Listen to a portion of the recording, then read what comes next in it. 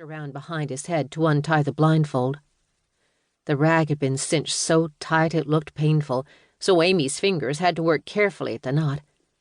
She noticed that the German shepherd didn't even flinch when she finally slid the fabric off his face. This poor guy must have been through a lot. Once the blindfold was off, Amy could see the dog's eyes shining. To Amy, the dog looked scared, lost, and she wondered how he had gotten here. The muzzle was harder with how the tape was looped around it. Amy took the water bottle and dribbled water onto the dog's fur, trying to loosen the adhesive. Then her father brought out his Swiss Army knife and used the tiny scissors inside to cut the tape where it held the shepherd's mouth shut. Then they poured more water on the dog's nose and chin, and Amy pulled the last of the tape away. It was a traumatic process, she thought, but at least they'd gotten the dog free. As soon as they pulled the last of the tape off, the dog barked and licked Amy's face. She laughed with a bit of crying on the end, happy to have liberated the dog, but sad that anyone would leave such a sweet, handsome animal in this state. The shepherd pulled at his chain, licking Amy's hand and wagging his tail excitedly. Katie stepped toward him, and the minute she was in reach, the dog bathed the little girl's face in kisses, making her giggle and wrap her arms around his neck. "All right, well," said Dad, trying to look stern through his smile.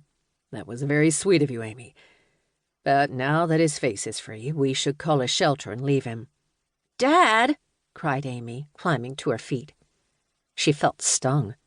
How could he just leave this poor guy here? "We have to take him somewhere. He could die out here."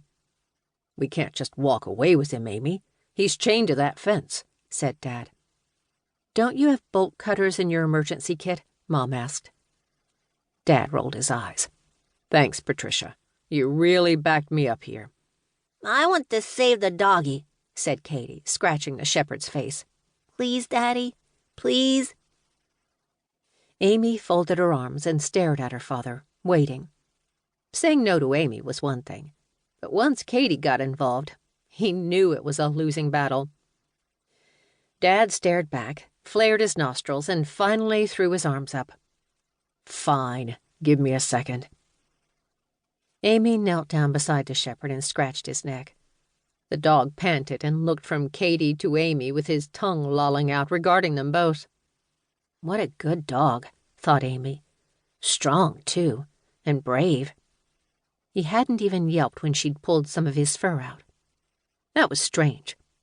Maybe he'd had obedience training in his past, or had gotten tape on his face before. Or maybe he was just happy that someone like her had come along and saved him. "Good boy, Rover," Katie said with a laugh. Amy scowled. Typical Katie, naming the dog before Amy even had a chance.